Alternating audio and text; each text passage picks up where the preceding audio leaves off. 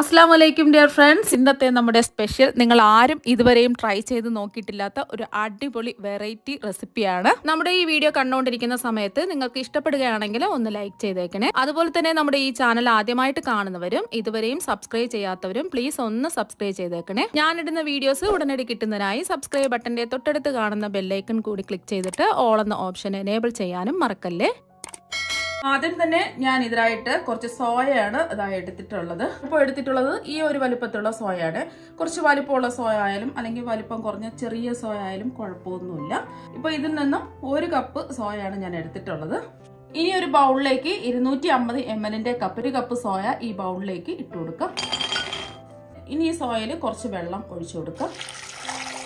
നല്ലോണം ഒന്ന് കഴുകിയെടുക്കാം. ഇതിൽ കുറച്ച് പൊടിയൊക്കെ ഉണ്ടാവും, അപ്പോൾ അതൊക്കെ ഒന്ന് മാറി കിട്ടുന്നതിന് വേണ്ടിയിട്ട് 2-3 വെള്ളം ഇതുപോലെ ഒന്ന് കഴുകിയെടുക്കാം. ഇപ്പോൾ സോയ നല്ലോണം കഴുകി വൃത്തിയാക്കി എടുത്തിട്ടുണ്ട്.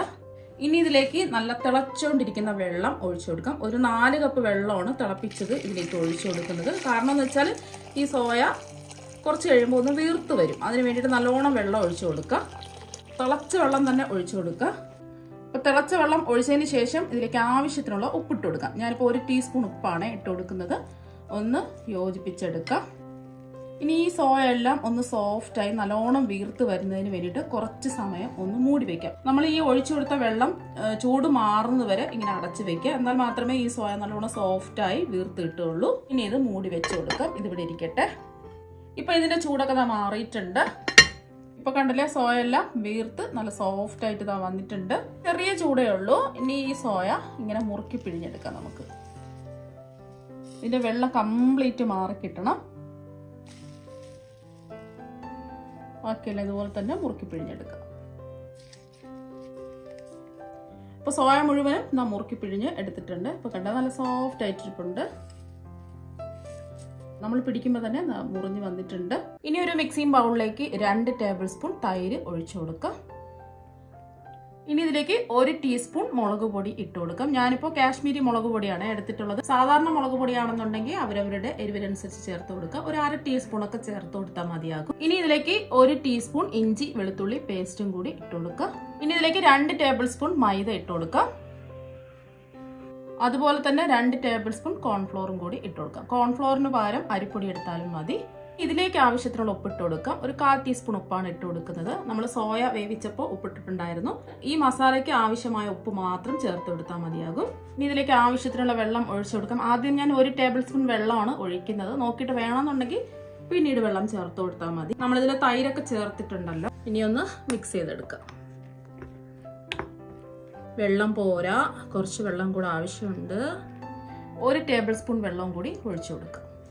നന്നായിട്ടൊന്ന് കുഴച്ച് എടുക്കാം. ഇപ്പൊ അതെല്ലാം ഒന്ന് മിക്സ് ചെയ്തെടുത്തിട്ടുണ്ട്. ഇതിലേക്ക് വേണമെന്നുണ്ടെങ്കിൽ ഒരു 1/2 ടീസ്പൂൺ നാരങ്ങ നീരും കൂടെ ഒഴിച്ചു കൊടുക്കാം. നാരങ്ങ നീരും കൂടെ ഒഴിക്കുമ്പോൾ നല്ല പ്രത്യേക ഒരു ടേസ്റ്റ് ആണ് കിട്ടുന്നത്. ഇനി എല്ലാം കൂടിയിട്ട് ഒന്ന് മിക്സ് ചെയ്തെടുക്കാം. ഇപ്പൊ എല്ലാം ഒന്ന് മിക്സ് ചെയ്ത് എടുത്തിട്ടുണ്ട്. ഇനി നമ്മൾ മുറുക്കി പിഴിഞ്ഞെടുത്ത സോയ ഇതിലേക്ക് ഇട്ട് കൊടുക്കാം.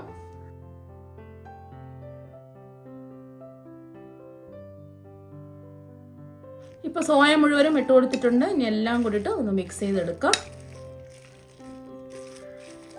അപ്പൊ അതെല്ലാം ഒന്ന് മിക്സ് ചെയ്ത് എടുത്തിട്ടുണ്ട്. ഇത്രയും മതി. ഇനി നമ്മൾ ചേർത്ത് കൊടുത്തതെല്ലാം ഒന്ന് പിടിച്ച് കിട്ടുന്നതിന് വേണ്ടിയിട്ട് കുറച്ച് സമയം ഇതൊന്ന് റെസ്റ്റ് ചെയ്യാൻ വേണ്ടിയിട്ട് മൂടി വെക്കാം. ഇനി ഒരു മിക്സിംഗ് ബൗളിലേക്ക് 250 ml കപ്പിന് 1 കപ്പ് ബസ്മതി റൈസ് ഇട്ട് കൊടുക്കാം. ബസ്മതി റൈസിന് പകരം ഏത് റൈസ് വേണമെങ്കിലും എടുക്കാവുന്നതാണ്. ഇനി ഇത് നല്ലതുപോലെ ഒന്ന് കഴുകിയെടുക്കാം. ഇപ്പൊ അരിത നല്ലവണ്ണം കഴുകി വൃത്തിയാക്കി എടുത്തിട്ടുണ്ട്. ഒരു 4-5 വെള്ളമെങ്കിലും ഒന്ന് കഴുകിയെടുക്കാം. എന്നിട്ട് ഇതിലേക്ക് കുതിർക്കാൻ വേണ്ട വെള്ളവും കൂടി ഒഴിച്ചു കൊടുക്കാം. ഇനി ഇത് കുറച്ച് സമയം ഒന്ന് കുതിർന്ന് വരട്ടെ. മൂടി വെച്ച് കൊടുക്കാം. ഇപ്പൊ സോയ റസ്റ്റ് ചെയ്യാൻ വെച്ചിട്ട് ഒരു 10 മിനിറ്റ് ആയിട്ടുണ്ട്.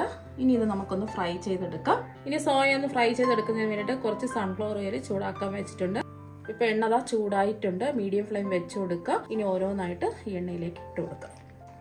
ഒരുമിച്ച് അങ്ങിടരുത്, ഓരോന്നോരോന്നായിട്ട് ഇട്ട് കൊടുക്കുക.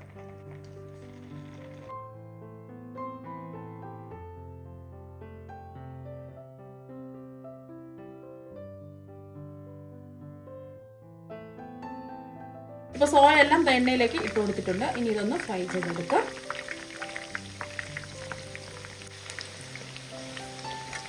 അപ്പോൾ സോയ എല്ലാം നല്ലോണം മൊരിഞ്ഞ് ഇതാ ഫ്രൈ ആയി വന്നിട്ടുണ്ട്. ഇനി എണ്ണയിൽ നിന്ന് കോരി മാറ്റാം. ഇനി ഇത് എണ്ണയിൽ നിന്ന് കോരി ഒരു പാത്രത്തിലേക്ക് മാറ്റാം. ഇപ്പോൾ സോയ എല്ലാം ഇതാ ഫ്രൈ ചെയ്ത് എടുത്തിട്ടുണ്ട്. നല്ല ക്രിസ്പി ആയിട്ടാണ് ഇരിക്കുന്നത്.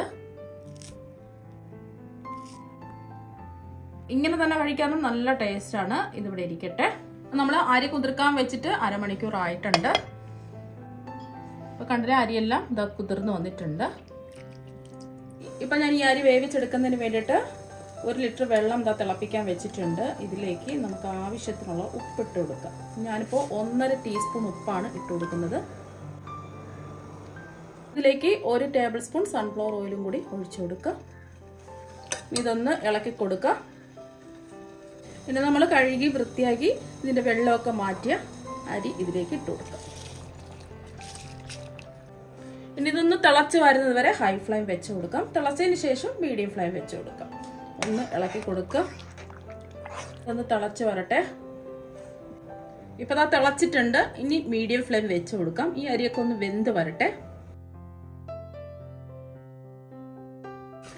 നമ്മൾ ഈ വെള്ളം തിളച്ചതിന് ശേഷം അരി ഇട്ട് കൊടുത്തിട്ട് 5 മിനിറ്റ് ഇതാ കഴിഞ്ഞിട്ടുണ്ട്. കാരണം എന്ന് വെച്ചാൽ നമ്മൾ അരി കുതിർത്താണ് ഈ വെള്ളത്തിലേക്ക് ഇട്ട് കൊടുത്തിട്ടുള്ളത്. അതുകൊണ്ട് തന്നെ പെട്ടെന്ന് ഇത് വെന്ത് കിട്ടിയിട്ടുണ്ട്. ഒരു 5 മിനിറ്റ് എടുത്തതേ ഉള്ളൂ. ഇപ്പോൾ ഒരു 85% ഇത് വെന്ത് കിട്ടിയിട്ടുണ്ട്. ഒരുപാടങ്ങ് ഓവറായിട്ട് വെന്ത് കുഴഞ്ഞു പോകരുത്. നമ്മളിത് പിടിച്ച് ഇതുപോലെ മുറിച്ച് നോക്കുമ്പോൾ കണ്ടില്ലേ, വെന്ത് വന്നിട്ടുണ്ട്. ഒരുപാടങ്ങ് വേവിക്കാൻ നിൽക്കരുത്. ഇനി ഇതിൻ്റെ വെള്ളമൊക്കെ ഒന്ന് ഊറ്റിക്കളയാം.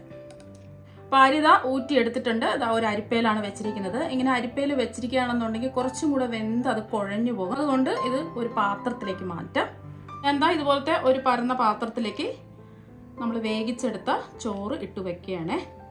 കാരണം എന്ന് വെച്ചാൽ നമ്മൾ അരിപ്പയിൽ തന്നെ വെച്ചിരിക്കുകയാണെന്നുണ്ടെങ്കിൽ ആ ചൂടെല്ലാം കൂടിയിട്ട് ഒരുമിച്ച് വെന്തങ്ങ് കുഴഞ്ഞു പോകും. അതുണ്ടാവാതിരിക്കാൻ വേണ്ടിയിട്ട് കുറച്ച് ഇതുപോലെ പരന്ന പാത്രത്തിൽ ഇതുപോലെ നിരത്തി വെക്കുക. ഇതിവിടെ ഇരിക്കട്ടെ. ഇനി ചൂടായി കിടക്കുന്ന ഒരു കടായിലേക്ക് 2 ടേബിൾ സ്പൂൺ സൺഫ്ലവർ ഓയിൽ ഒഴിച്ചു കൊടുക്കുക.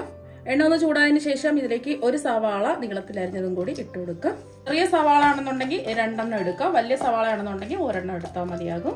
മീഡിയം ടു ഹൈ ഫ്ലെയിം വെച്ച് കൊടുക്കുക. സവാള എല്ലാം ചെറുതായിട്ടൊന്ന് വാടി വന്നിട്ടുണ്ട്. 1 മിനിറ്റ് ഒക്കെ ആയിട്ടുള്ളൂ. ഒരുപാടങ്ങ് വാടി ഗോൾഡൻ നിറമൊന്നും ആവേണ്ട ആവശ്യമില്ല.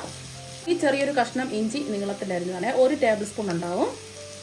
അതുപോലെ തന്നെ 5-6 വെളുത്തുള്ളി നീളത്തിലരിഞ്ഞാണ് 1 ടേബിൾ സ്പൂണാണ് എടുത്തിട്ടുള്ളത്. അപ്പോൾ നിങ്ങൾക്ക് പേസ്റ്റ് വേണമെങ്കിൽ അതെടുക്കാം, അല്ലെങ്കിൽ ചതച്ച് വേണമെങ്കിൽ അങ്ങനെ എടുക്കാം. ഞാനിപ്പോൾ നീളത്തിലാണ് അരിഞ്ഞെടുത്തിട്ടുള്ളത്. അതുപോലെ തന്നെ ഇതിലേക്ക് എരിവിന് ആവശ്യമായ പച്ചമുളക് ചേർത്ത് കൊടുക്കാം. ഞാനിപ്പോൾ 3 പച്ചമുളക് ഇതുപോലെ നീളത്തിൽ അരിഞ്ഞാണ് എടുത്തിട്ടുള്ളത്. അവരവരുടെ എരിവിനനുസരിച്ച് ചേർത്ത് കൊടുക്കുക. എരിവുള്ള മുളകാണെന്നുണ്ടെങ്കിൽ 1-2 ഒക്കെ എടുത്താൽ മതിയാകും. വെളുത്തുള്ളിയുടെയും ഇഞ്ചിയുടെയും ഒരു പച്ചമണം മാറുന്നത് വരെ ഒന്ന് ഇളക്കി കൊടുക്കുക. ഒരു 10 സെക്കൻഡ് ഇളക്കി കൊടുത്തിട്ടുണ്ട്. ഇഞ്ചിയുടെയും വെളുത്തുള്ളിയുടെയും ഒരു പച്ച മണമൊക്കെ ഒന്ന് മാറി കിട്ടിയിട്ടുണ്ട്. ഇനി ഇതിലേക്ക് ചെറിയൊരു ക്യാപ്സിക്കത്തിന്റെ പകുതി ക്യാപ്സിക്കം നീളത്തിൽ അരിഞ്ഞതും കൂടി ഇട്ട് കൊടുക്കാം. ക്യാപ്സിക്കത്തിന് പകരം നിങ്ങൾക്ക് കാബേജോ ക്യാരറ്റോ ഒക്കെ അരിഞ്ഞ് ചേർത്ത് കൊടുക്കാവുന്നതാണ്. ഞാനിപ്പോൾ ഒരു ചെറിയൊരു ക്യാപ്സിക്കത്തിന്റെ പകുതി ക്യാപ്സിക്കം ഒന്ന് അരിഞ്ഞാണ് ചേർത്ത് കൊടുത്തിട്ടുള്ളത്. ഇത് വേവേണ്ട ആവശ്യമൊന്നുമില്ല, ജസ്റ്റ് ഒന്ന് ഇളക്കി കൊടുത്താൽ മാത്രം മതിയാവും. ഇപ്പോൾ ഒന്ന് ഇളക്കി കൊടുത്തിട്ടുണ്ട്. ഇനി ഇതിലേക്ക് 1 ടേബിൾ സ്പൂൺ ടൊമാറ്റോ കെച്ചപ്പും 1 ടേബിൾ സ്പൂൺ റെഡ് ചില്ലി സോസും കൂടി ചേർത്ത് കൊടുക്കുക. ഇനി ഇതിലേക്ക് ഒരു 1.5 ടീസ്പൂൺ സോയ സോസും കൂടി ഒഴിച്ചു കൊടുക്കുക. അതുപോലെ തന്നെ 1.5 ടീസ്പൂൺ വിനാഗിരിയും കൂടി ചേർത്ത് കൊടുക്കുക. ഇനി ഇതെല്ലാം കൂടിയിട്ട് ഒന്ന് മിക്സ് ചെയ്തെടുക്കാം. ഇപ്പോൾ അതെല്ലാം ഒന്ന് മിക്സ് ചെയ്തെടുത്തിട്ടുണ്ട്. ഇനി ഇതിലേക്ക് ഒരു 2 ടേബിൾ സ്പൂൺ വെള്ളവും കൂടി ഒഴിച്ചു കൊടുക്കാം. ഒന്ന് ഇളക്കി കൊടുക്കാം. ഇതൊന്ന് തിളച്ച് വരട്ടെ. ഇനി നമ്മൾ ഫ്രൈ ചെയ്തെടുത്ത് വെച്ചിരിക്കുന്ന സോയ മുഴുവനും ഇട്ട് കൊടുക്കാം. എല്ലാം ഒന്ന് ഇളക്കി കൊടുക്കാം. അതെല്ലാം ഒന്ന് മിക്സ് ചെയ്തെടുത്തിട്ടുണ്ട്. ഇനി ഇതിലേക്ക് 1 ടീസ്പൂൺ കുരുമുളകും കൂടി ചേർത്ത് കൊടുക്കാം. ഇനി ഇതിലേക്ക് ആവശ്യത്തിനുള്ള ഉപ്പ് ഇട്ട് കൊടുക്കാം. നമ്മൾ ഒഴിച്ചു കൊടുത്ത സോയ സോസിലൊക്കെ ഉപ്പുണ്ട്. അപ്പോൾ അതുകൊണ്ട് ഒരു 1/2 ടീസ്പൂൺ ഇട്ട് കൊടുത്താൽ മതിയാകും. ഒന്ന് ഇളക്കി കൊടുക്കാം. എല്ലാം ഒന്ന് മിക്സ് ചെയ്തെടുത്തിട്ടുണ്ട്. എല്ലാം മീഡിയം ടു ഹൈ ഫ്ലെയിമിലാണ് ചെയ്യാനുള്ളത്. ഇനി ഇതിലേക്ക് നമ്മൾ പാത്രത്തിലേക്ക് നിരത്തി വെച്ച ചോറ് മുഴുവനും അങ്ങിട്ട് കൊടുക്കാം. ഇനി ഒന്ന് ഇളക്കി കൊടുക്കാം. പൊടിയാതെ വേണം, പതുക്കെ മെല്ലെ ഒന്ന് ഇളക്കി കൊടുക്കാൻ.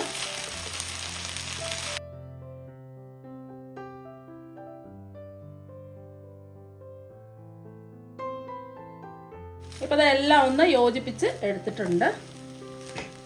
അതിൽ സ്പ്രിംഗ് ഓണിയൻ ഉണ്ടെന്നുണ്ടെങ്കിൽ കുറച്ച് കട്ട് ചെയ്തിട്ട് കൊടുക്കാം. ഞാനിപ്പോൾ കുറച്ച് മല്ലിയിലാണ് ഇട്ട് കൊടുക്കുന്നത്. ഇനി എല്ലാം ഒന്ന് മിക്സ് ചെയ്തതിന് ശേഷം നമുക്ക് ഫ്ലെയിം ഓഫ് ആക്കാം. ഇപ്പൊ കണ്ടില്ലേ, ചോറൊന്നും പരസ്പരം ഒട്ടിപ്പിടിക്കുകയോ വെന്ത് കുഴഞ്ഞൊന്നും പോയിട്ടില്ല. നല്ല പെർഫെക്റ്റ് ആയിട്ട് ഇതാ കിട്ടിയിട്ടുണ്ട്. ഇനി ഇത് ഒരു പ്ലേറ്റിലേക്ക് മാറ്റാം. ഒരുപാട് ഹെൽത്തി ആയിട്ടുള്ള ഒന്നാണ് സോയ. സത്യം പറഞ്ഞാൽ ഇത് സോയ കഴിക്കാത്തവർ പോലും ഇതിന്റെ ടേസ്റ്റ് കൊണ്ട് കഴിച്ചു പോകും. ഇത് കഴിച്ചു നോക്കുന്നവർ ഒരിക്കലും ഇത് സോയ വെച്ചിട്ടാണ് ചെയ്തതെന്ന് പറയുകയില്ല. അത്രയ്ക്ക് അടിപൊളി ടേസ്റ്റ് ആണ്.